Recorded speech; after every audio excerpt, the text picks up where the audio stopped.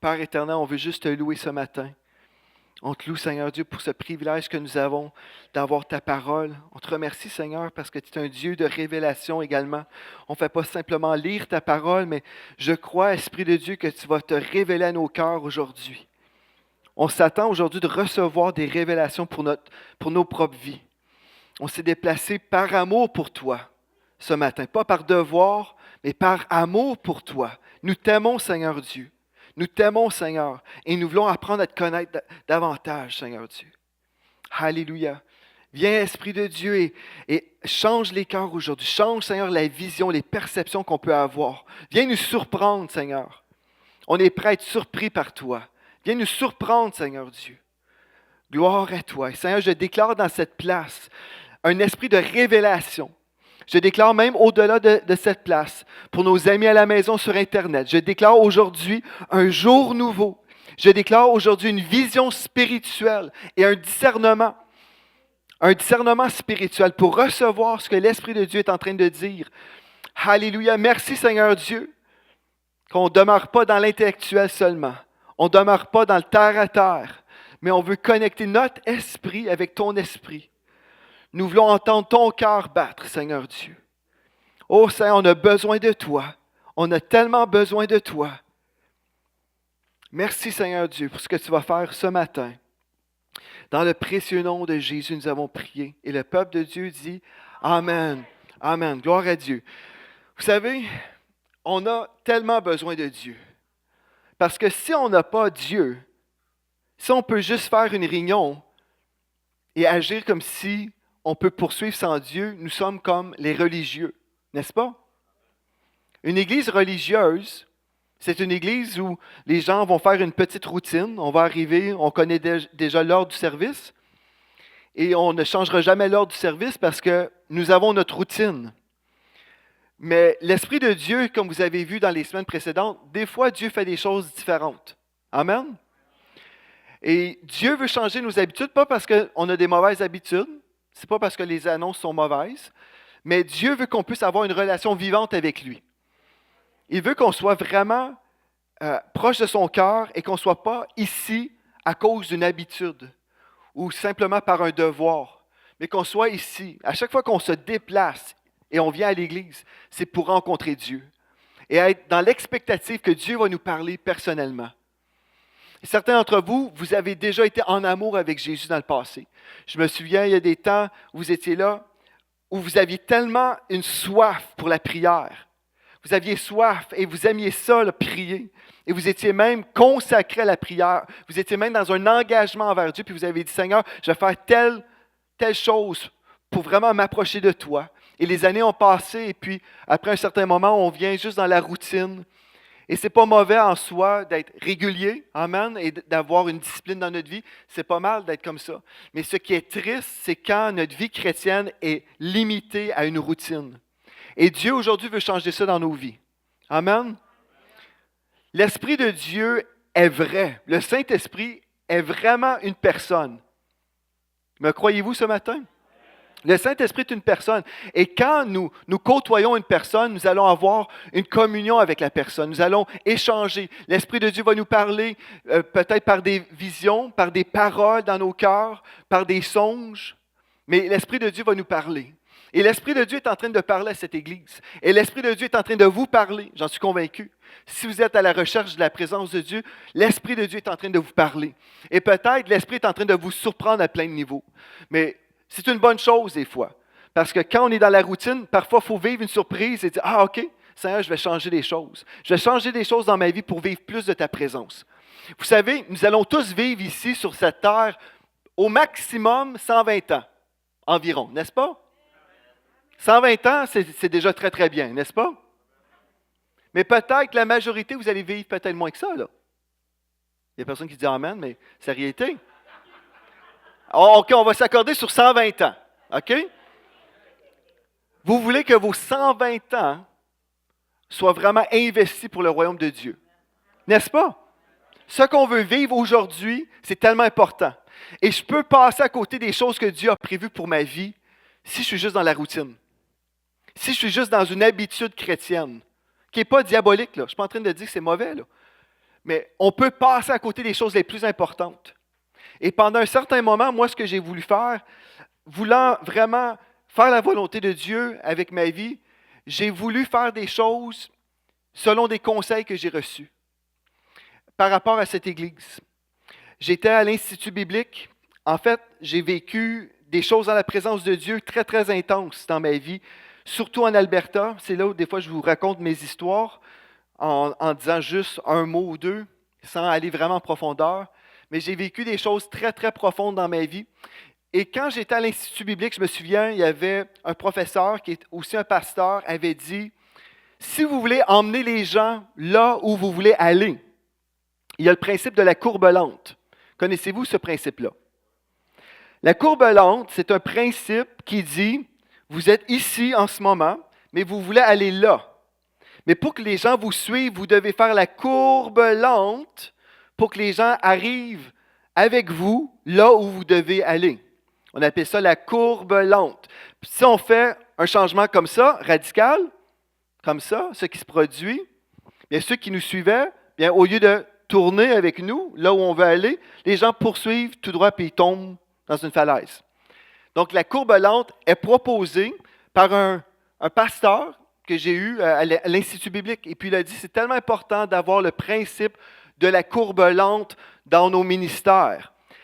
Et on entend ce discours-là et on peut croire, ça c'est très très sage, n'est-ce pas? Par contre, j'ai découvert avec l'expérience que la courbe lente ne fonctionne pas. La courbe lente ne fonctionne pas. Parce que ce qui se produit, au lieu d'être vraiment à l'écoute de ce que l'Esprit de Dieu veut faire, on devient vraiment à l'écoute des hommes et des femmes dans l'Église pour être sûr et certain qu'ils suivent, ils comprennent et ils suivent. Et là, on est très sensible. Et moi, en tant que pasteur, j'ai un cœur pastoral, donc c'est important pour moi que les frères et les sœurs avec qui je fais le ministère, je vais être sûr, j'étais comme ça, je vais être sûr et certain, tu comprends là? OK, tu viens? OK, c'est bon. Tu comprends? Vous comprenez? Quelqu'un est là? Bon, là, je t'explique tel phénomène. Tu viens avec moi? Oui, là, je comprends, pasteur. Parfait, viens avec moi. Mais après, la courbe continue à tourner. Et là, la même personne dit, ben là, non, ça, là, c'est pas correct. Ça, je ne suis pas d'accord avec ci, puis je ne suis pas d'accord avec ça. La courbe lente est épuisante. Vous ne savez pas, vous ne l'avez pas vécu. Moi, je l'ai vécu. La courbe lente est épuisante. Parce que une des choses que j'ai vécues en 2004, j'ai vécu quelque chose de vraiment surnaturel dans ma vie. Et je me suis dit, les gens, en revenant au Québec, les gens ici ne pourront jamais croire ou saisir ou endosser ce que j'ai vécu. Donc, je vais emmener les choses lentement pour que les gens puissent venir avec moi pour qu'on vive la gloire de Dieu. Mais j'ai découvert avec les années que les gens qui sont là au tout début de l'Église ne suivent pas et ne se rendent jamais dans la courbe lente. Parce que les gens, au fur et à mesure, se laissent distraire par les raisonnements humains. Et c'est ça le problème. Quand on travaille avec une courbe lente, on est là, on veut que les gens embarquent, suivent, soient là pour vivre finalement la gloire de Dieu. Mais j'ai pris une décision, je ne sais pas ça fait combien de temps, mais j'ai dit la courbe lente, je la mets dans la poubelle. Pourquoi ça? Est-ce que j'ai arrêté d'aimer mes frères et mes sœurs? Non, j'ai juste vu que ça ne fonctionne pas. C'est une belle théorie à l'Institut biblique, mais c'est une théorie qui ne fonctionne pas. Une des raisons pourquoi j'étais dans la courbe lente aussi pendant longtemps, c'est parce que j'ai vu au tout début, quand j'ai commencé à partager les expériences surnaturelles que j'ai vécues, j'ai été immédiatement attaqué. J'étais en Alberta, j'ai commencé une émission de radio et j'ai commencé à parler des phénomènes dans la gloire que j'ai vécu. En passant, je vais juste vous dire, au tout début de cette prédication, je n'ai pas recherché des sensations, je n'ai pas recherché des expériences. L'avez-vous entendu? Je n'ai pas recherché des expériences. J'ai recherché Dieu qui s'est manifesté. Je n'ai pas recherché des manifestations du Saint-Esprit. Même au contraire, avant ma visitation au tout début, je pouvais moi aussi être dans le clan des gens qui roulaient les yeux. Parce que des fois, je trouvais des choses exagérées. Vous comprenez? Bon. Donc, je veux que ça soit très, très clair au début de cette prédication. Je n'ai pas cherché des manifestations parce que j'étais intéressé par ces choses-là. C'était en fait même le contraire. Mais Dieu a décidé un jour, en Alberta, qu'il était pour mettre son doigt sur moi, et là, ma vie était pour changer. J'avais dit, le dernier pays au monde que je veux visiter, c'est la France. J'avais dit ça. Je n'étais pas intéressé par le ministère auprès des francophones. En 2004, Dieu a ouvert mes yeux et il m'a dit, tu dois investir toute ta vie pour rejoindre le peuple francophone. Amen. Gloire à Dieu. C'est en 2004 que tout ça s'est produit. Mais au même moment, j'ai vécu des choses très, très fortes dans l'esprit. Et quand je suis revenu ici, on savait qu'on devait démarrer cette église. Ce n'était pas une idée qui venait de ma tête. En fait, je l'avais dans le cœur depuis l'âge de 5 ans. J'étais pasteur dans ma remise, comme vous le savez. Dans mon cabanon, je l'avais dans le cœur depuis des années. Mais quand on a démarré ici, on savait que c'était le temps de Dieu. Je pourrais vous raconter plein d'histoires, mais je ne le ferai pas. Mais on savait, Dieu avait vraiment tout orchestré en revenant au Québec. On savait qu'on devait le faire. Mais j'avais dans la mentalité, OK, la courbe lente. On doit aller dans la courbe lente et on va vivre la gloire de Dieu. Mais la courbe lente ne fonctionne pas. Donc aujourd'hui, ce que je vais faire, je vais vous déranger. Dites déranger. Je vais vous raconter des choses de la gloire de Dieu. Parce que j'ai réalisé, cette semaine, pas cette semaine, il y a 2 ou 3 semaines, j'ai fait une série d'émissions sur la gloire de Dieu. Et il y a des gens qui ont suivi cette série, qui ont commencé à vivre des choses surnaturelles dans leur vie. Ils ont commencé à vivre des choses absolument surnaturelles. Et dès qu'on commence à parler d'une chose, la foi dans le cœur des gens est suscitée. La foi est là, et là, les gens disent, « Je peux recevoir. » Mais aujourd'hui, moi, je veux juste parler aux personnes qui ont soif.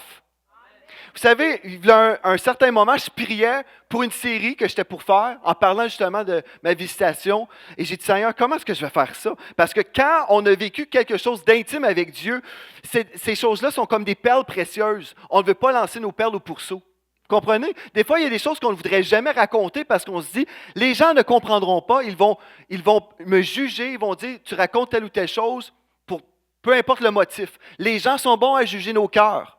N'est-ce pas vrai? Ça ne tentait pas, honnêtement. Mais Dieu me dit, c'est temps de le dire, c'est temps de partager ces choses-là. Et dès qu'on commence à proclamer et enseigner sur la gloire de Dieu se manifeste. Il y a des choses qui commencent à se produire. Dans la vie des frères et des sœurs de cette Église, j'ai déjà des témoignages de personnes qui ont commencé à vivre des choses glorieuses. Gloire à Dieu. Mais je veux parler à ceux qui ont soif. Parce que quand on n'a pas soif des choses de Dieu, quand on n'a pas soif de vivre Dieu, on veut juste apprendre des choses sur Dieu. Si c'est juste apprendre des choses sur Dieu, ben vous êtes dans la mauvaise Église. Honnêtement. Moi, je ne veux pas juste apprendre des choses sur Dieu. Moi, je veux connaître Dieu. Ma femme, je ne voulais pas juste apprendre des choses sur Mathilde, je voulais la connaître. N'est-ce pas? Ah, Mathilde est très fine, elle cuisine très très bien. C'est super. Hein? Puis là, après, est-ce que tu vas manger un plat? Non, jamais. Je peux juste savoir qu'elle cuisine très très bien. Hein? C'est plate, ça, n'est-ce pas? Moi, je ne veux pas juste connaître des choses sur Dieu, je veux connaître Dieu. Amen. Puis c'est ça que Dieu veut pour vous. Mais souvent, on a été dans nos églises, on est là, on apprend, puis c'est bon d'apprendre, c'est pas mauvais. Mais quand cette connaissance nous empêche de vivre Dieu aujourd'hui, vraiment à la maison, là, pas juste le dimanche matin, mais à la maison, que le Saint-Esprit nous parle, dépose des paroles en nous, nous montre comment il est vivant, c'est là, en tout cas, on a vraiment besoin d'avoir cette soif de Dieu. En gros, c'est ça. Et comme je préparais une série, Dieu m'a dit, parle à ceux qui ont soif. Parce qu'il y a des gens qui n'ont pas soif. Il y a des religieux qui veulent juste écouter des émissions de TV pour les critiquer après. Savez-vous ça? Oui.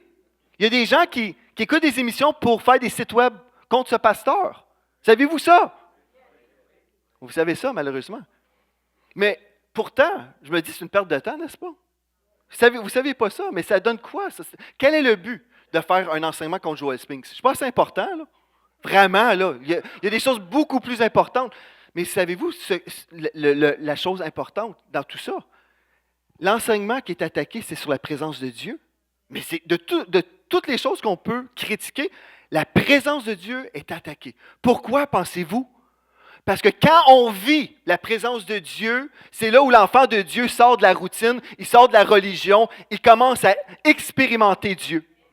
Quand on commence à expérimenter Dieu, là, il y a quelque chose de différent en nous. C'est vrai ça, ce que je vous dis.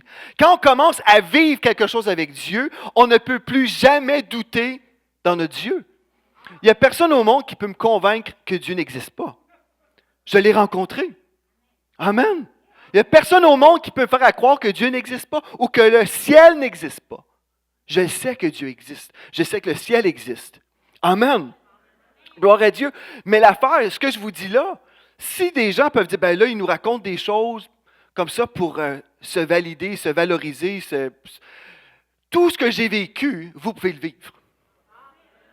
Amen. Écoutez bien ceci. Dieu a des très grands plans pour les temps de la fin.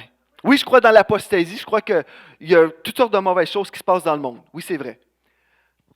Mais Dieu a dit dans les derniers temps, il était pour répandre de son esprit sur toute chair. Vos fils et vos filles prophétiseront.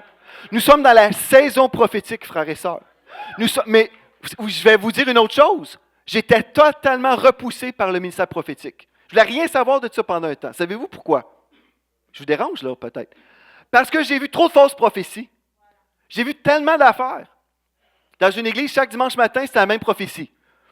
T'es passé comme si, vous êtes tous des comme ci, des comme ça. C'était toujours une parole écrasante. C'était toujours la même personne qui se levait dans une réunion et dans le temps, ma soeur et moi, on riait. On allait à l'église ensemble, on riait, on roulait les yeux parce que c'était encore la même personne qui disait encore le même message.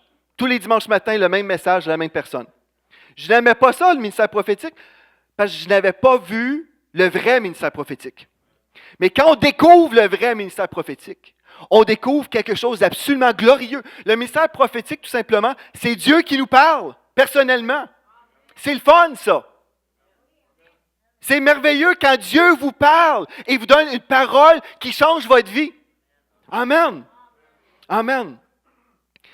Mais tout ce que je vous dis ce matin, je n'avais pas préparé de vous dire ça. Mais ce que je veux vous dire, juste avant de commencer ma prédication,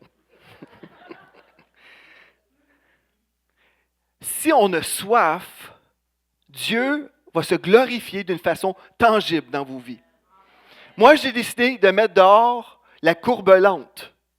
J'ai décidé, c'est soit que vous recevez, vous acceptez ou vous quittez. Ça, c'est la réalité. Vraiment. Parce qu'il y a des gens, de toute façon, dans la courbe lente, ils quittent quand même. Avez-vous remarqué? Il y a des gens, dès que quelqu'un ne leur a pas donné la main, « Ah, ben tel frère ne m'a pas donné la main, je quitte l'église. » Là, on fait le marathon des églises. C'est vrai. Donc, moi, je ne veux pas être sensible à vos émotions, à vos sentiments, même si je ne veux pas être méchant avec vous, là.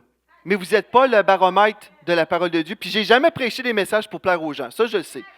Non, mais je sais que j'ai jamais... Mais je voulais être sensible. Je voulais être sensible pour être sûr que tout le monde pouvait arriver à la même place. Mais ça, c'est faux. Ça n'arrivera jamais. La courbe lente, si vous êtes à l'Institut biblique et on vous enseigne ça, oubliez ça tout de suite. Puis je vous le dis, ça ne marche pas. Je l'ai appris par expérience.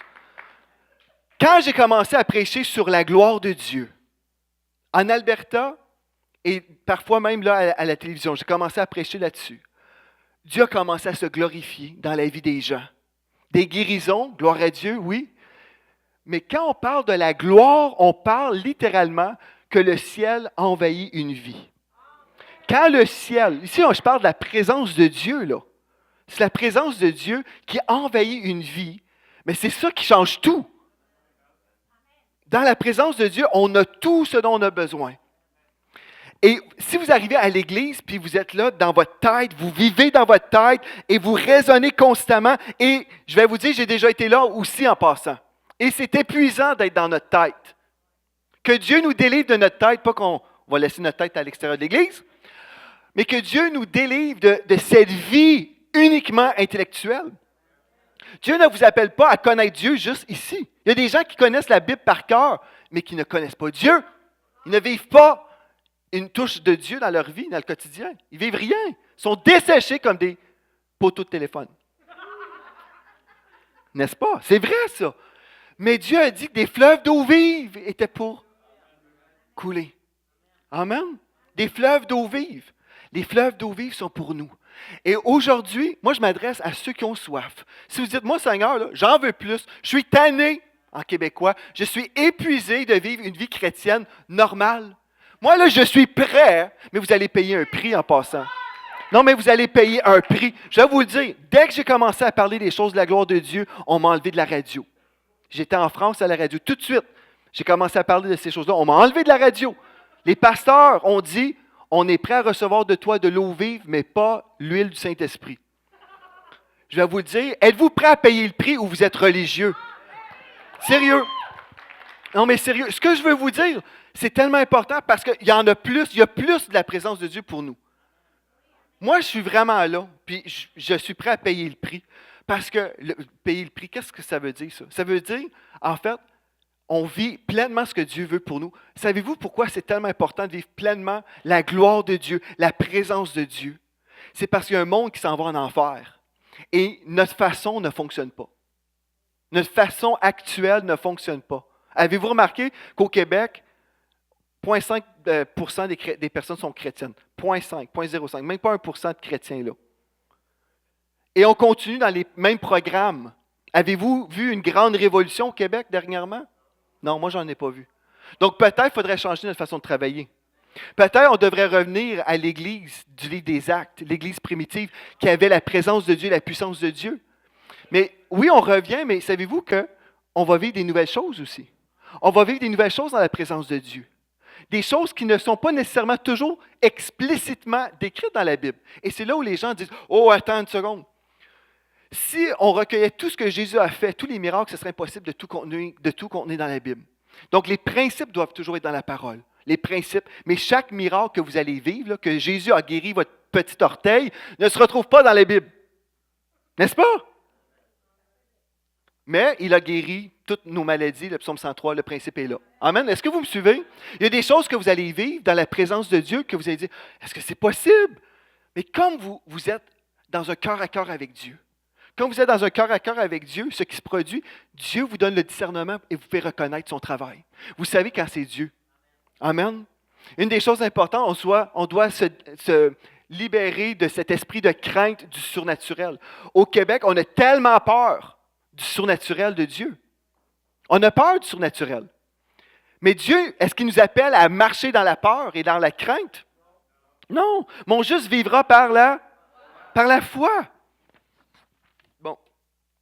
J'aimerais vous dire, je vais vous donner un verset biblique ce matin. Venez avec moi dans Luc 11, versets 11 à 13.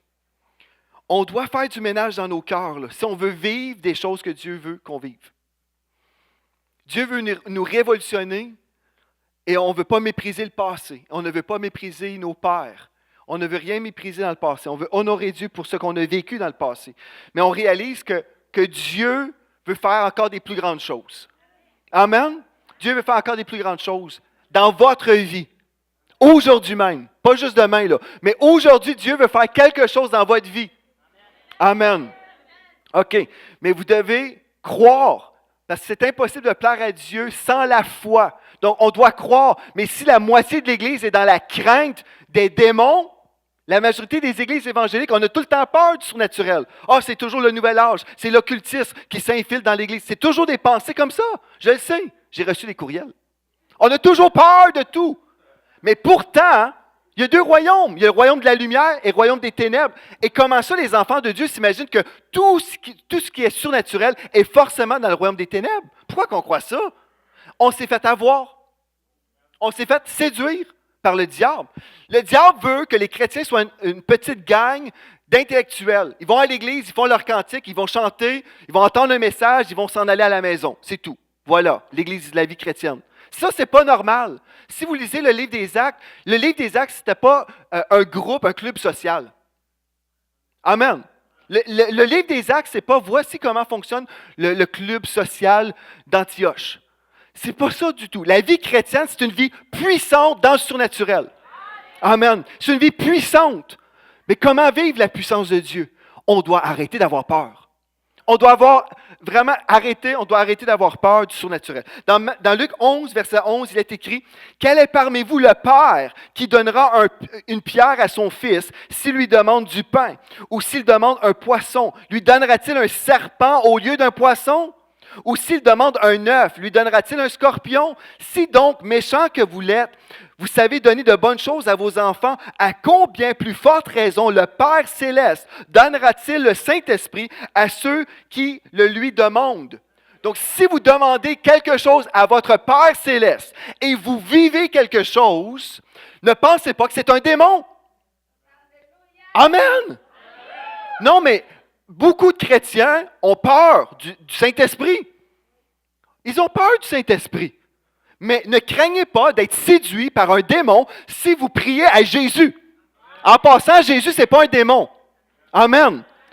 Donc, bannissez la crainte de vos vies. Amen. Est-ce que je parle à du monde vivant? Non, mais sérieux. Mais je veux vraiment, j'ai tellement eu de courriels dans ma vie de personnes qui ne croient rien, qui ne croient pas dans la parole de Dieu, dans la puissance de Dieu. On a tellement limité Dieu. Mais moi, là, la courbe à l'onde, elle n'est plus là. Et moi, je veux vivre tout ce que Dieu en réserve. Mais pour y arriver, on va se faire persécuter. Amen. Êtes-vous prêts? Comme j'ai déjà dit la semaine passée, je pense, on n'est pas sur un bateau de croisière, on est dans un bateau de guerre. Amen. Donc, on a besoin d'un peuple de foi, mais un peuple non seulement dans la foi, mais dans la gloire. Parce que ce qu'on croit, ensuite Dieu va commencer à manifester des choses qui vont attirer les gens de ce monde qui ont soif de Dieu. Les gens qui ont soif de Dieu ne viennent pas juste pour des discours. Ils veulent vivre quelque chose. Ils veulent vivre une touche de Dieu. Amen. Et c'est ça que moi je veux vivre. Et c'est ça qu'on va vivre. Alléluia. Donc ne craignez pas les démons. Et en passant, selon Néhémie 9, verset 20, Néhémie 9, 20, le Saint-Esprit, nous parlons de lui comme étant le bon esprit. Si vous doutez que le Saint-Esprit est bon, juste au cas, la Bible nous dit que tu leur donneras ton bon esprit pour les rendre sages. Alléluia. Amen. Donc, des choses qu'on peut commencer à vivre dans la gloire de Dieu. Bon, venez avec moi dans l'Apocalypse. Ici, dans l'Apocalypse 21 et au verset 18, je vais vous parler du ciel. Quand nous parlons de la gloire de Dieu, nous parlons de la manifestation de la présence tangible de Dieu. Ceci veut dire que Dieu vient d'une façon tangible, qu'on peut ressentir. Amen. Je ne parle pas ici simplement d'un Dieu qu'on peut retrouver dans un livre. Oui, la parole de Dieu est disponible pour nous. Amen. Oui, nous pouvons découvrir les principes de Dieu dans la parole de Dieu. Amen. Mais ce même Dieu est encore vivant aujourd'hui. Nous lisons dans ce livre qu'il va y avoir des signes, des prodiges et des miracles. Des signes, dites des signes, des prodiges et des miracles. Bon, mais ces choses-là vont se manifester. Surtout dans les derniers temps, Dieu a dit, je vais répandre mon esprit sur toute chair. Mais quand cet esprit est répandu, il va y avoir quelque chose qui va se passer. Amen. L'Esprit de Dieu déversé sur nous. Ben, il y a quelque chose qui va se passer ici. N'est-ce pas? Amen. On s'imagine qu'on peut lire la Bible et croire la Bible, mais ne pas la vivre. Puis ça, on est dans un piège, là. Écoutez, je vais répandre de mon esprit. Dans la chambre haute, quand le Saint-Esprit est venu, comme un vent impétueux, bien, il y a quelque chose qui s'est passé. Il y a eu quelque chose qui s'est passé. Ah, moi, je trouve ça tellement comique quand je vois des films en parlant du livre des Actes. On voit des petits briquets sur le dessus de la tête. Tout le monde sont comme ça. On lit la Bible, on voit qu'il y avait des démoniaques qui étaient délivrés. Jésus chassait les démons. Et on lit les mêmes textes, puis on s'imagine, ben, dans une église, il ne faut jamais voir un démon chassé, parce que là, ça pourrait déranger le monde. C'est vrai, n'est-ce pas? Si quelqu'un manifeste un démon, ben, regarde, il ne faudrait pas le déranger. Faut pas que personne soit dérangé par ça. Mais pensez à Jésus. Quand Jésus chassait des démons, pensez-vous qu'il allait avec un petit peu d'eau bénite? Puis la personne, excusez, moi j'ai un démon. Ah, OK, tiens, tching, tching. Puis là, parfait, le tour est joué. Non, il y avait quelque chose qui se passait. Alléluia. Donc, il y a des choses qui vont se passer. Mais quand la gloire de Dieu vient, la présence de Dieu, ben, moi, je veux la déclarer dans cette église. Je veux déclarer la gloire de Dieu. Je déclare qu'il y a un peuple assoiffé dans cette place. Il y a un peuple qui ne veut pas juste vivre la vie chrétienne normale. Je déclare que dans cette église, il y a une église qui aime Jésus et qui veut le rencontrer. Je déclare une église qui veut vivre la présence de Dieu. Je déclare qu'il y a un peuple ici, des gens, des hommes et des femmes qui sont prêts même à être dérangés pendant la nuit, pendant qu'ils dorment, qui vont recevoir des visitations de Dieu, qui vont recevoir des rêves et savoir comment intercéder. Ils vont savoir comment déclarer la parole de Dieu. Je déclare qu'il y a un peuple ici qui a soif. Un peuple, oui, qui a une tête sur les épaules, heureusement, gloire à Dieu, mais qui ne se limite pas par sa raison, qui ne se limite pas par l'intellectuel. Gloire à Dieu. Êtes-vous maintenant dans l'Apocalypse, verset 21? Il est écrit, la muraille, en parlant de la muraille de la Nouvelle Jérusalem. La muraille était construite en jaspe et la ville était d'or pur, semblable à du verre pur. Gloire à Dieu. Votre résidence, si vous êtes un enfant de Dieu, votre résidence actuelle au ciel est faite en or. Votre lieu de résidence, si vous êtes un citoyen du ciel, vous savez, le ciel existe pour de vrai. Je veux juste vous dire ça. Le ciel, c'est un lieu véritable. Le ciel, c'est un lieu véritable. Ne pensez pas que le ciel, c'est comme vous voyez à la télévision dans les annonces publicitaires pour le fromage Philadelphia. Où vous voyez deux messieurs musclés comme ça et des petits anges qui flottent et on met du fromage sur des bagels. C'est pas ça le ciel.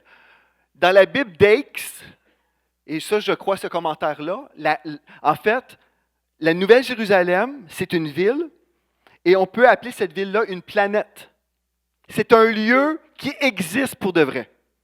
Le ciel existe pour de vrai. Amen.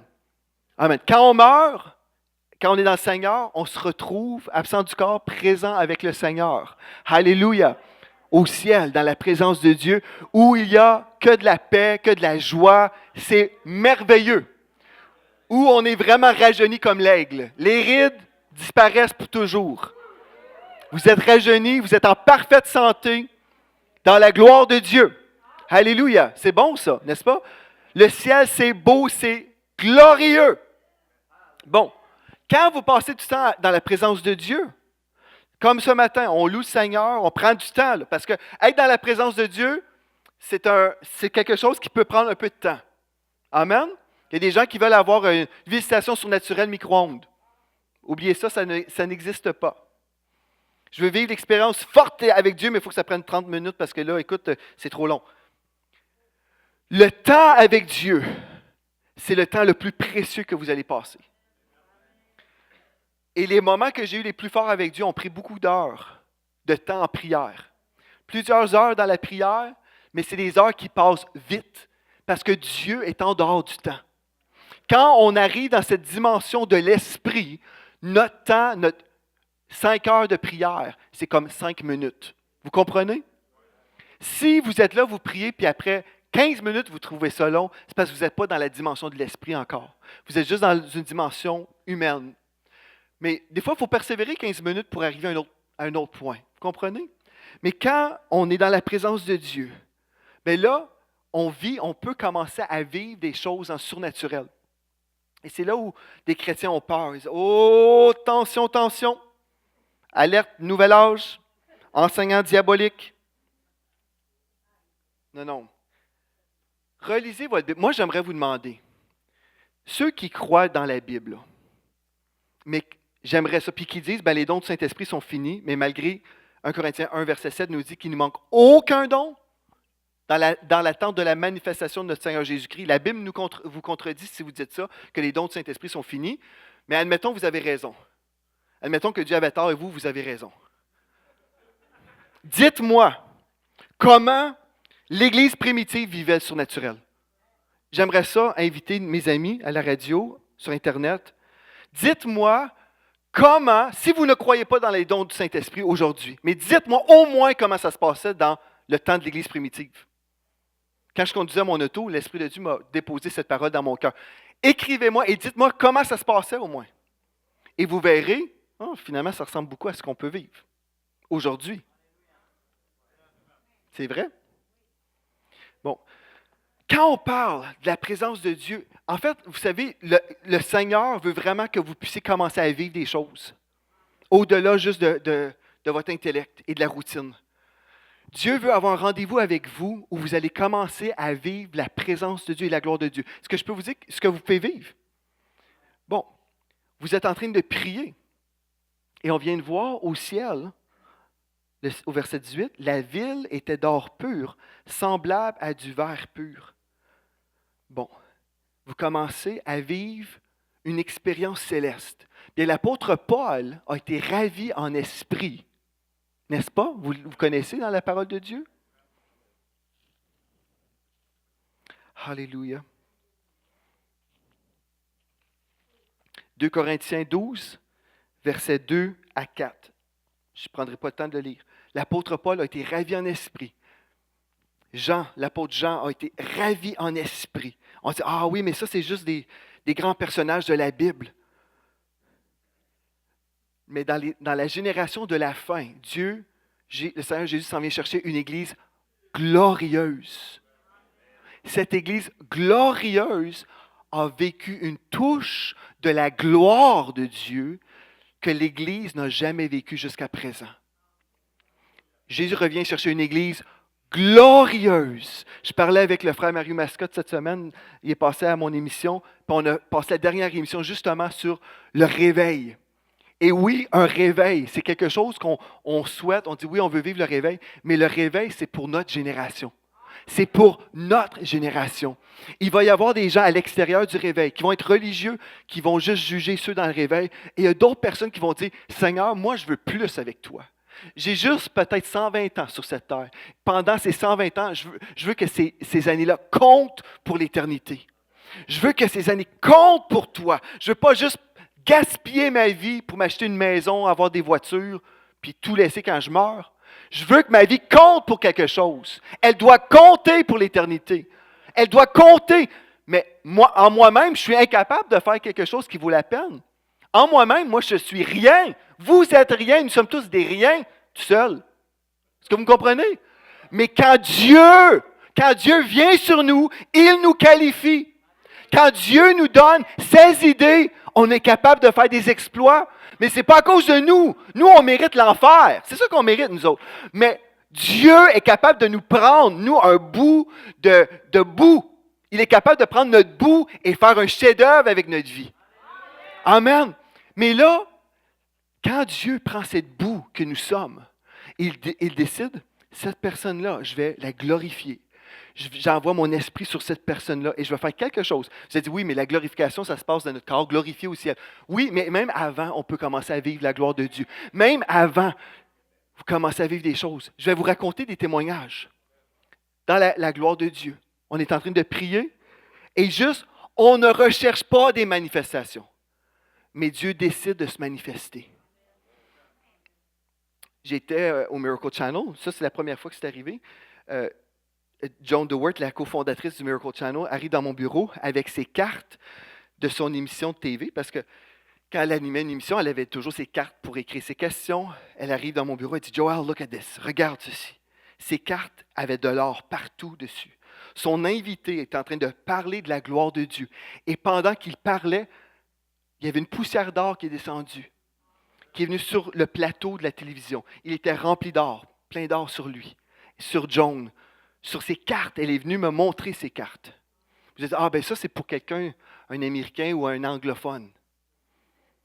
Bien, le Seigneur a commencé à faire des choses en 2004 dans nos vies, où j'étais dans mon bureau et la poudre d'or venait sur moi dans mon bureau.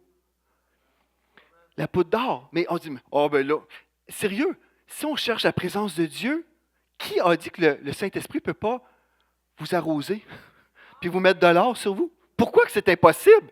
On croit dans les signes, les prodiges, les miracles, mais pas de l'or. C'est où c'est écrit dans la Bible qu'on n'a pas le droit d'avoir de l'or? Non, mais c'est vrai.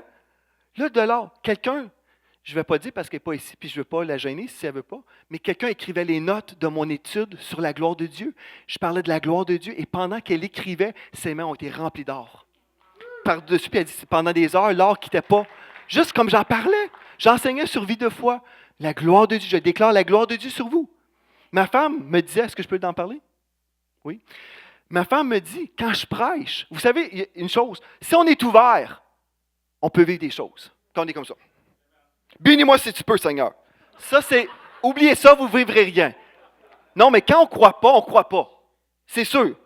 C'est facile de ne pas croire. La majorité ne croit pas. C'est vrai, n'est-ce pas? Ça, on est là. C'est pour ça qu'on vit ce qu'on vit dans nos églises chrétiennes, quand c'est plate. Puis on vit rien, là. Mais Dieu, ça, c'est juste un clin d'œil de Dieu, là. Quand je prêche, ma femme me dit souvent, elle a les jambes pleines d'or. Pourquoi? Parce qu'elle est dans la présence de Dieu. Elle reçoit de Dieu. On était à Phoenix, en Arizona. Je pense que c'est la première fois que tu as vécu ça, hein, Mathilde? Peut-être, en tout cas, pas loin de la saison. On était dans une réunion avec Heidi Baker. On était là-bas, puis elle, ça prend tellement de temps avant qu'elle se mette à prêcher. Elle est couchée sur l'estrade pendant 1 heure, là, elle pleure, puis « Oh God, visite-nous ». Et pendant qu'elle était là, on ne l'a pas entendu prêcher, on l'a juste entendu prier. Mais pendant qu'on était là, Mathilde a eu de l'or sur elle aussi. De l'or, c'est juste une poudre. On va dire, est-ce que tu peux la revendre? Non. Non. Écoutez bien. J'ai lu l'Apocalypse. Il y a des gens qui vont dire, ah, ça, c'est le diable qui fait ça. Pourquoi que le diable ferait ça quand on est en train de louer Jésus? Pourquoi que le diable est en train de distribuer de l'or? Ah, c'est pour séduire le monde, il y a le courant du nouvel âge, je sais plus ça. Non, mais c'est vrai. Moi, vraiment, je vais vous dire, Dieu est épuisé. Dieu est épuisé de l'incrédulité chez les chrétiens. Ah, mais est-ce que c'est important? Je vais vous dire une chose, j'ai un témoignage. Quelqu'un qui est assez déprimé. Mais quand de l'or est venu sur cette personne, elle a reçu une percée. Parce qu'elle s'est dit, ben Dieu, si Dieu est capable de faire ça dans ma vie, il est capable de faire l'autre bout du chemin que j'ai besoin. Amen? Alléluia. J'étais dans l'Apocalypse 21. La ville était d'or pur, semblable à du verre pur. Les fondements de la muraille de la ville étaient ornés de pierres précieuses, de toute espèce. J'ai connu quelqu'un. Il y a des gens, des fois, là, après mes émissions de TV, ils disent « Ah, moi j'ai vécu tout ça. Mais je ne peux pas en parler parce que le monde, ils vont trop parler. » Si personne n'en parle, je pourrais vous donner des noms, là. Des grands hommes de Dieu que j'ai eu à mon émission. Ils m'ont dit « Ah, j'ai vécu ça. J'ai vécu ça. » Ma femme a eu une bague à diamant qui est apparue pendant, pas une bague, un diamant qui est apparu pendant une des réunions. Comme ça, on priait, puis un diamant est arrivé. Ah, ben ça, c'est impossible. Pourquoi c'est impossible? Ils m'ont dit, on l'a fait certifier. En plus, on est allé voir un banquier, pas un banquier, un joaillier. Puis, ils ont dit, c'est d'une perfection. Je ne connais pas ça. C'est en dehors de ce monde. C'est parfait, parfait. Là. Puis, ils ont fait une bague avec. Mais ils n'en parlent pas. Parce que le monde va parler. Bien là, c'est Joel Spinks qui en parle. Je sais que le monde va parler. Je sais que le monde va parler. Mais ça, mais quand je vous parle de ça, c'est juste des clins d'œil de Dieu. C'est juste des clins d'œil. C'est juste des clins d'œil. Mais là, quand on vit un clin d'œil, savez-vous, je pense que c'est mon grand-père, Poulain, F.H. Poulain, qui avait besoin d'avoir comme une réparation dentaire, puis il a prié et Dieu lui a donné une dent en or. Oui. Alléluia. Ça tape moins fort, là.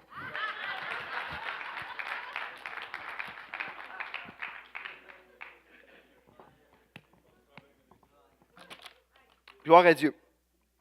Ce que je vous dis là, c'est pas pour dire, bon, dans cette église, il enseigne, là, de l'or tombe du ciel, les pierres précieuses, c'est flyé.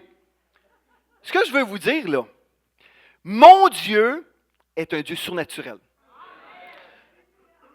Je vous ai parlé des petits clins d'œil de Dieu, là, tout simplement. Si on n'est pas prêt à recevoir des clins d'œil, là, on ne vivra pas d'autres choses. Oui, mais Dieu est vivant. Dans vos temps de prière, là, si vous êtes en train de prier, moi, une fois, j'étais en train de prier et je priais en langue sur mon ballon d'exercice. J'étais au téléphone avec Faitine et d'autres ministères canadiens. Et pendant que j'étais en train de prier en esprit, mes jambes ont été toutes saupoudrées d'or. Les 2 jambes. J'étais comme, aïe, qu'est-ce qui se passe? Là, Faitine me dit, hey, j'ai à cœur, je ne lui ai pas dit là, que j'avais ça. Elle dit, j'ai à cœur de demander que ce soit toi qui va conduire, qui va faire l'appel au salut sur la colline parlementaire pendant The Cry. Est-ce que tu veux le faire? J'ai dit oui. Je savais, j'avais eu en vision que mes pieds étaient au ciel, dans un tourbillon d'huile. J'ai eu cette vision-là pendant que je priais. Puis là, quand j'ai ouvert mes yeux, mes jambes étaient pleines d'or. Puis là, après, elle me demande, veux-tu conduire, faire l'appel au salut à Ottawa? Elle ne le savait pas. Mais l'Esprit de Dieu est en train de dire, j'ai oint tes pieds pour faire ce travail-là. Amen. Il y a eu d'autres temps. Là, gloire à Dieu. Puis ce que je vous dis, là, mon motif, ma motivation, si j'ai pris des années de temps avant de vous raconter ces choses-là, c'est pas pour me péter les bretelles. Est-ce que vous me suivez? C'est pas pour me rendre important. Ça me tente même pas de vous raconter des affaires comme ça. Honnêtement, parce que je deviens encore plus vulnérable. Si je le fais, là, c'est par amour pour le peuple francophone. Parce que je me dis, c'est temps qu'on change notre vie chrétienne dans la tête et qu'on commence à vivre des choses. Amen. Donc, je me rends une plus grande cible encore. Sérieux, je ne me ferai pas applaudir comme vous faites là. Là, c'est le contraire. Mais je veux annuler ces paroles-là au nom de Jésus. J'annule ces paroles-là. Je déclare... mais je veux juste dire, on ne fait pas des choses parce qu'on va se faire applaudir. Parce que vous dites, là, non, mais vous me connaissez, vous connaissez mon cœur. Vous savez, je ne suis pas un charlatan, là. Quelqu'un peut faire un montage YouTube facilement, là, puis me coller avec plein d'affaires, puis je vais avoir l'air d'un vrai niaiseux, là. Suivez? C'est vrai, là. Avec une petite musique quétaine, là. Ce que je suis en train de vous dire, il y a du surnaturel en Dieu. Il y a du surnaturel en Dieu. Mais ça, c'est des clins d'œil de Dieu. Il y a d'autres temps, on est ensemble, on prie, on fait juste prier en langue, et là, l'Esprit de Dieu commence à donner des visions, des images. Une vision, c'est juste une image qu'on a. On peut avoir une vision ouverte qui s'ouvre devant nous, et on voit des choses, comme dimanche passé, ce que j'ai vécu quand je me suis écroulé devant vous. Dieu a ouvert une porte que j'ai vue, des choses, pour m'encourager pour la suite. Mais une des choses, c'est que Dieu...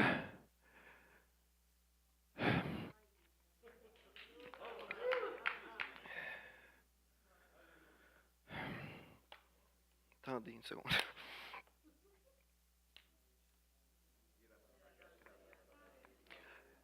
Ce que je voulais dire, j'ai perdu ce que je voulais dire. OK. Quand on peut être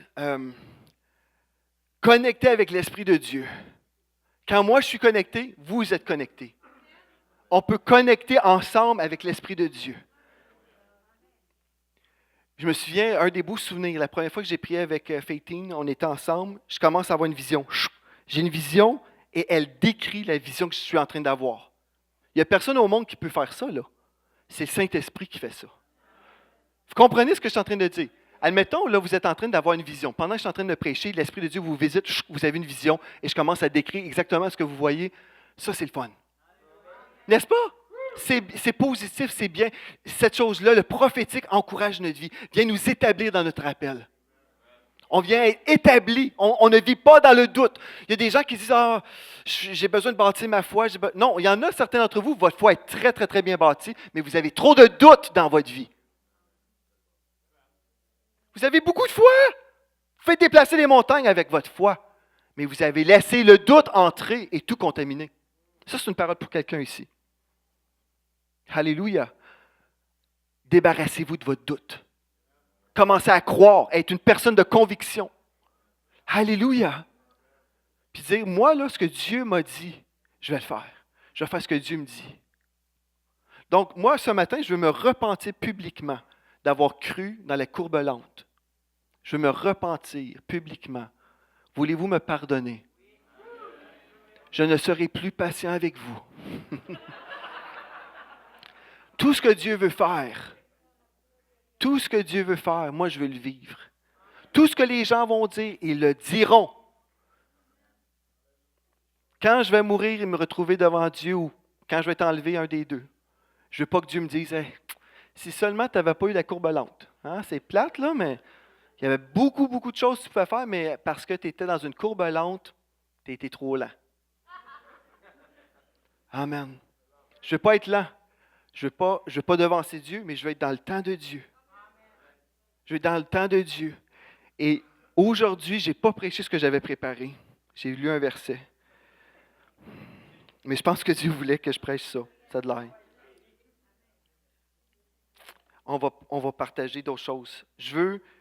Aujourd'hui, je pense que c'est juste, je ne sais pas, c'est genre un apéro.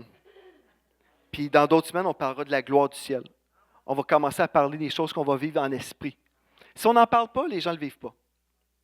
La foi vient de ce qu'on entend, ce qu'on entend vient de la parole de Christ. On parle de la gloire de Dieu. Là, ce que Dieu veut, là, que vous soyez juste dans la foi, que vous dites, Seigneur, moi j'ai soif de toi, je veux vivre plus de ta présence. Je veux juste vivre plus de ta présence. Puis là, vous êtes sincère devant Dieu. Vous n'avez pas des caméras sur vous. Là. Vous êtes seul dans votre bureau, dans votre chambre à coucher. Puis vous dites, Seigneur, là, moi j'en ai assez. Là. Je ne veux pas juste une vie chrétienne ou de routine. Moi, je veux vivre quelque chose avec toi. Là. Je veux vivre ta présence, je veux vivre ta puissance. Viens me visiter, touche-moi, Seigneur Dieu. Viens me rafraîchir surnaturellement. Viens me rafraîchir. Puis là, Dieu va vous rencontrer là où vous êtes. Il va venir vous rencontrer là où vous êtes. Vous comprenez? Il va venir vous rencontrer là où vous êtes dans votre chambre à coucher. Il va venir vous rencontrer. Et là, si vous, tout d'un coup, vous dites, « Ah, c'est quoi ça? » Je ne sais pas. Vous avez, peu importe la manifestation, vous commencez à vivre quelque chose. Ne soyez pas dans la crainte et dites, « Ah! » Non. Dites, « Merci Seigneur. Tu me visites, tu me touches. » Il y a un frère que j'ai connu, il a été comme, « Seigneur, je veux vivre ta présence, ta gloire. » Et son chandail est venu rempli d'huile, plein d'huile. Moi, je dis, c'est pas ça que j'aime. Ça ruine les vêtements. Mais si Dieu veut le faire. Mais j'ai dit à ma femme, ah, moi, rempli d'huile. Non, j'aime mieux de l'or.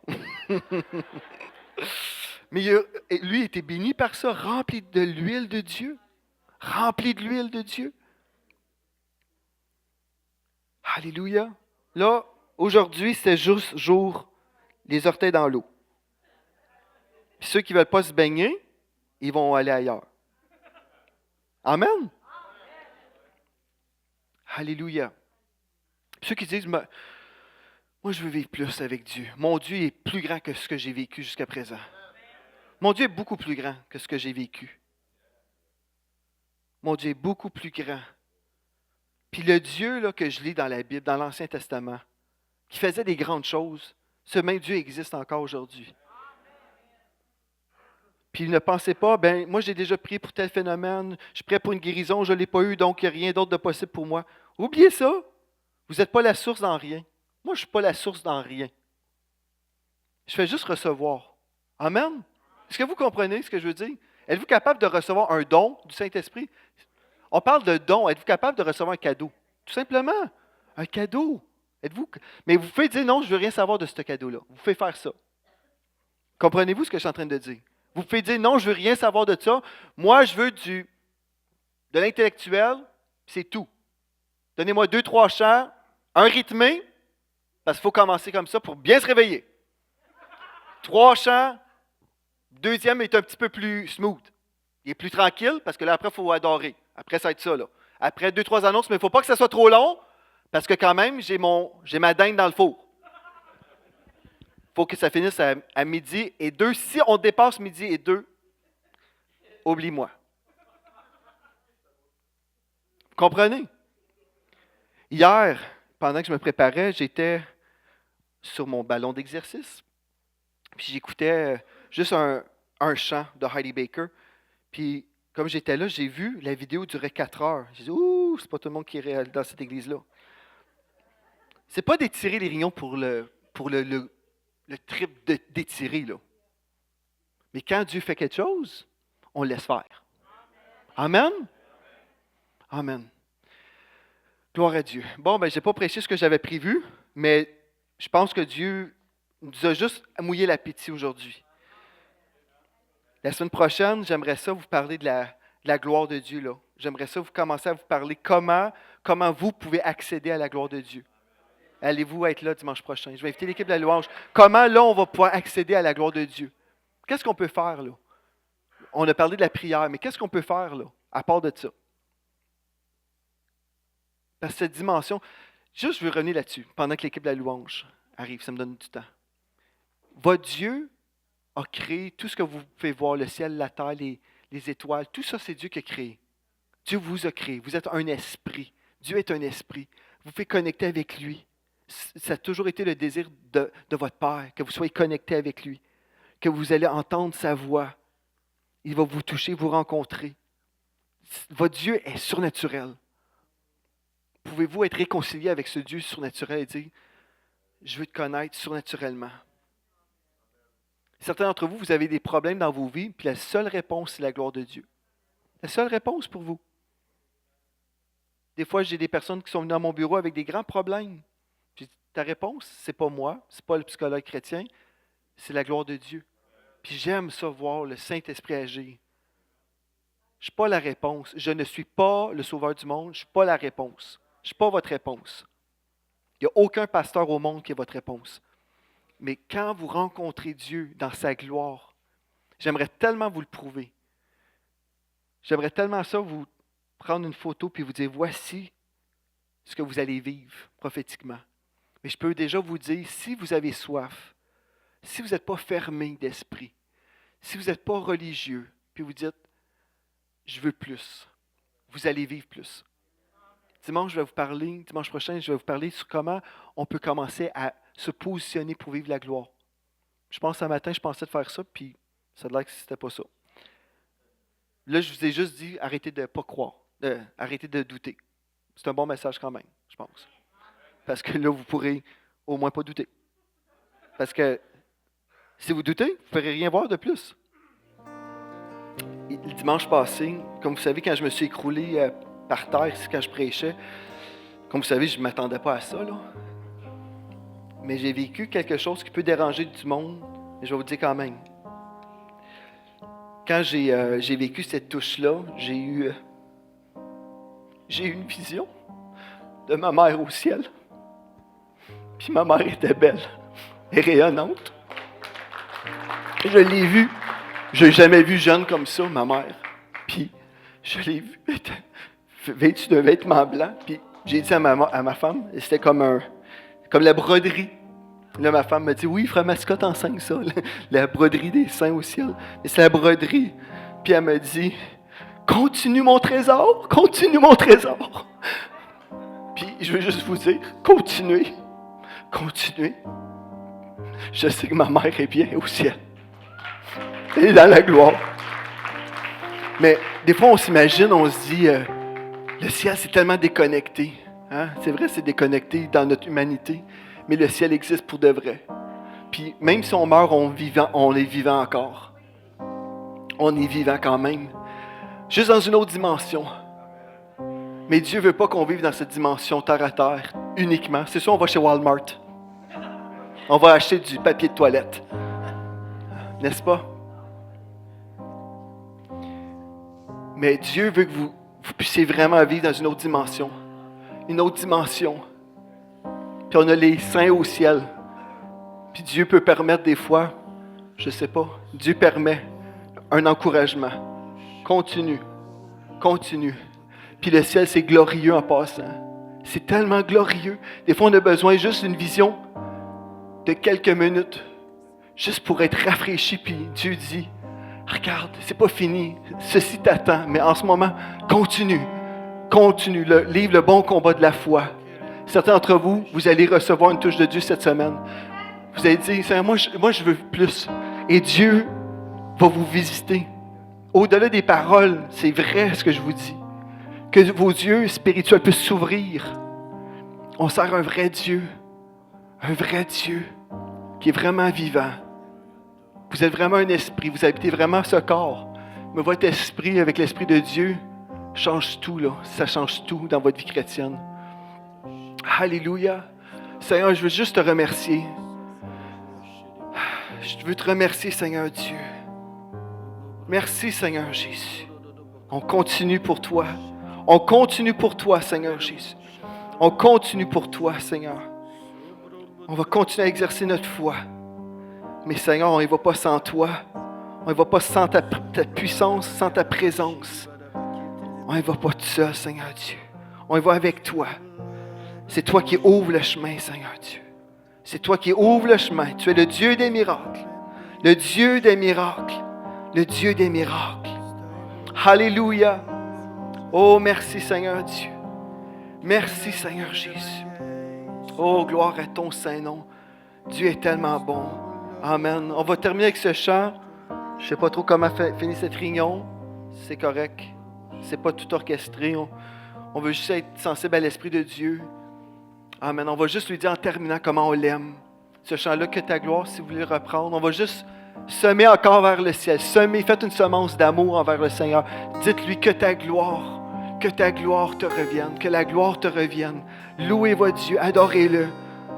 Et soyez dans l'expectative pour votre vie chrétienne, aujourd'hui même, en partant de cette place. Alléluia, Jésus. Alléluia, Jésus.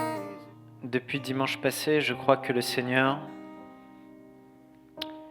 veut relâcher quelque chose de particulier sur la vie de plusieurs personnes dans l'Église, parce qu'il veut que cette Église locale marche dans le prophétique. Je sais que c'est ce que le Saint-Esprit veut, et je crois que il va activer quelque chose dans la vie de plusieurs personnes ici, et que ça va être réel, précis, mais vraiment réel. Je me souviens de ce jour où j'étais à Paris, dans un moment de trouble. On faisait des réunions avec le frère Jérémie, le prophète Jérémie. Et puis, j'étais assis, et là il a reçu une parole, il a dit « Le Seigneur va te redonner à nouveau des rêves. Et ce soir, tu vas faire un rêve. » Et il parlait comme ça, et au moment où il parlait, il y avait plusieurs personnes dans notre petite réunion de jeunes. Je savais que c'était pour moi. Et le soir, je me suis endormi, et j'ai fait un rêve. Et j'ai vu une dame rousse, très rousse, orange, qui est venue vers moi, et j'ai prié pour elle. Et au moment où j'ai prié pour elle, j'ai dû faire un bond en arrière, parce que quand j'ai posé ma main sur elle, cette femme est tombée de l'avant, la face contre le sol. Et elle était rousse-orange, et 2 jours plus tard, je suis dans une réunion catholique où je prêche, et puis il y a une dame aux cheveux orange qui vient vers moi à la fin du message. Elle s'approche tout doucement, et là, comme dans le rêve, je pose ma main sur elle, j'ai à peine touché, elle s'écroule la face contre le sol, je dois reculer, et cette dame était sourde, elle se relève et elle entendait. Vous voyez, tout ça, c'est né juste d'une parole qu'on a déclarée, et le Seigneur a donné un rêve. Et je pourrais vous raconter quelques autres histoires comme ça, et je crois que le Seigneur veut le réactiver. Je suis le premier à dire, Seigneur, oui, je veux que ce genre d'expérience soit activé dans notre Église ici, parce que c'est l'empreinte que tu veux laisser dans cette Église. Et le Seigneur veut que les nations sachent qu'ici Dieu parle, qu'ici Dieu donne des visions, ici Dieu donne des songes, pas des petites choses, mais du réel, du concret qui change la vie des gens, afin que les sourds entendent, les paralytiques marchent, les aveugles voient, et les gens rentrent dans leur destinée. C'est possible. Mais vous savez, il y a une relation avec le Saint-Esprit. J'aimerais juste parler de lui un instant. Vous savez, la Bible dit dans Actes au chapitre 2, verset 17, « Dans les derniers jours, dit Dieu, je répandrai mon esprit, en parlant du Saint-Esprit sur toute chair. Vos fils et vos filles prophétiseront, vos jeunes gens auront des visions, et vos vieillards auront des songes. Oui, sur mes serviteurs et sur mes servantes, dans ces jours-là, je répandrai de mon esprit. Ils prophétiseront. Je ferai des prodiges en haut dans le ciel et des signes en bas sur la terre. » Que cette parole s'accomplisse dans votre vie au nom de Jésus. Vos fils et vos filles prophétiseront, vos jeunes gens auront des visions. Alors, j'aimerais qu'on puisse prier. Et que il y a des personnes ici, vous avez déjà vu Dieu vous parler précisément. Mais Dieu dit qu'il veut accélérer les choses dans l'Église et qu'il va activer et réactiver pour certains une parole prophétique aiguisée dans l'Église. Des visions précises et réelles dans l'Église, qui changent, qui dévoilent, qui révèlent les choses qui sont cachées et apportent une solution. Alors si on peut simplement mettre nos mains comme ça devant le Seigneur et que le Saint-Esprit fasse ce qu'il a à faire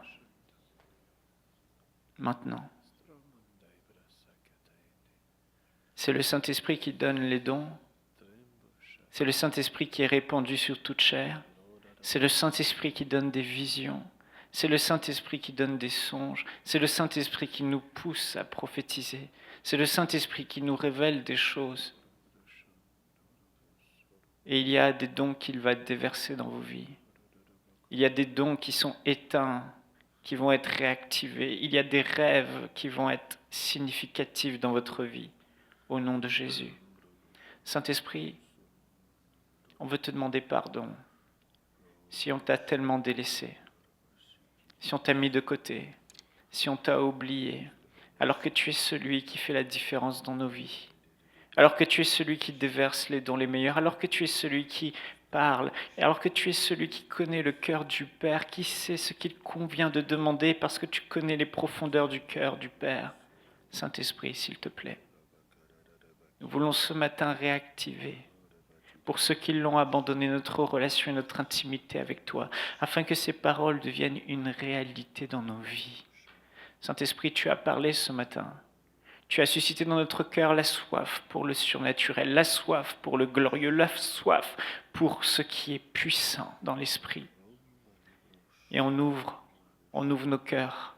On ouvre nos cœurs ce matin à ta parole. On ouvre nos cœurs à ta volonté et on te dit, Saint-Esprit, s'il te plaît, viens faire accélérer les choses. Viens faire accélérer l'avancement de ton royaume. Viens faire, Seigneur, accélérer les choses dans nos vies. Il y a des personnes ici que tu veux visiter. Il y a des dons que tu veux déverser ce matin. Et je parle maintenant au nom de Jésus sur nos vies. Et je déclare, cher Saint-Esprit, que tes dons sont déversés ce matin, que la parole prophétique est activée dans la vie de plusieurs ce matin, que les dons de révélation sont activés ce matin dans la vie de plusieurs, que des rêves authentiques, extraordinaires, sincères, qui viennent d'en haut, sont communiqués le soir aux frères, aux sœurs, et que des situations soient révélées et que des vies soient transformées. Cher Saint-Esprit, merci. Merci pour les rêves que tu vas communiquer. Merci pour les rêves que tu communiques maintenant. Merci pour les dons que tu déverses maintenant. Reçois. Reçois. Reçois. Il y a une personne, le Seigneur t'utilisait dans le passé, mais il ne t'utilise plus aujourd'hui. Il te dit aujourd'hui, crois, crois, crois, et soif, aspire, aspire de nouveau. Aspire de nouveau, aspire de nouveau, et tu verras ces choses s'accomplir à nouveau dans ta vie. Maintenant, reçois. Reçois. Saint-Esprit, nous recevons. Nous recevons ce que tu as pour nous. Nous recevons le meilleur de toi ce matin. Nous recevons les prophéties, nous recevons les visions, nous recevons les songes que tu veux communiquer à ton Église pour que ce monde soit sauvé, pour que ton Église brille, pour qu'il se fasse des prodiges ici-bas. Merci Seigneur. Merci. Merci. Merci pour l'empreinte, l'appel, la dimension prophétique dans notre Église. Merci pour la vie de Pasteur Joël. Seigneur, je prie, ô Dieu, que cette onction prophétique qui est sur sa vie ne puisse être jamais bloquée par aucune intimidation de mauvais esprit, aucune intimidation humaine, mais qui puisse dans ce lieu, Seigneur, être portée par l'aspiration du peuple, être portée par l'aspiration dans nos cœurs. Père, je prie au nom de Jésus que l'onction prophétique qui est sur sa vie brille comme jamais, éclate comme jamais au nom de Jésus au milieu de nous. Merci Seigneur pour ce que tu as résolu de faire. Merci pour ce que tu fais maintenant. Dans le nom de Jésus, on scelle tout cela maintenant. On déclare qu'une dimension prophétique descend maintenant. Alléluia. Merci mon Dieu. Merci. Merci. Merci. Merci. Le Seigneur nous dit d'intensifier notre relation avec le Saint-Esprit. Le Seigneur nous dit d'aspirer. Ce message, c'est aspirer. Aspirer. Ayez soif, désirez, et vous le verrez s'accomplir. Désire que Dieu se sert de toi. Désire que quand tu dors, il te communique un rêve sur ton voisin, ton frère, ta sœur, quelqu'un qui est dans le besoin. Il te parlera, il te montrera des situations tellement précises que tu pourras aller vers cette personne et lui parler, lui dire voilà ce que j'ai vu, voilà ce que j'ai entendu, voilà ce qui s'est passé. Et sa vie va être transformée. Merci Père. Merci Père. Saint-Esprit, on veut t'accueillir. On te désire. Tu es celui que Jésus nous a laissé. On veut te laisser toute la place. On veut faire de toi notre meilleur ami. On veut que tu prennes le relais dans nos temps de prière. On veut que tu prennes le relais dans les temps qu'on passe avec toi. On a besoin de toi. Saint-Esprit, s'il te plaît, viens. Viens réactiver la communion avec toi dans l'Église. Viens réactiver la communion avec toi dans ma vie. Viens réactiver la communion avec toi dans la vie de mon frère, de ma sœur. Saint-Esprit, nous ne voulons pas te mettre de côté, s'il te plaît. Sans toi, on ne peut rien faire. On a désespérément besoin de toi. Réconcilie-toi avec le Saint-Esprit. Fais de lui à nouveau ton associé, ton partenaire dans la prière. C'est lui qui viendra à ton secours. C'est lui qui intercédera pour toi par des soupirs inexprimables. C'est lui qui parlera en d'autres langues en toi. C'est lui qui dira des mystères sur ta vie. C'est lui qui te communiquera les visions. C'est lui qui te communiquera les songes. C'est lui qui te parlera. Dis-lui, Saint-Esprit, je veux faire de toi mon partenaire. Viens, Saint-Esprit. Viens, s'il te plaît. Je décide de réactiver ma communion avec toi. Tu es mon ami. Tu es mon associé. C'est toi le maître. C'est toi mon paraclétos. Merci. Merci, Saint-Esprit. Je t'accueille à nouveau avec tout ce que tu as en réserve. Merci. Alléluia. On te rend toute la gloire, Seigneur. Amen. Amen. Gloire à Dieu. Que le shalom soit sur vous. Amen. Rien de manquant, rien de brisé. Soyez bénis. Amen.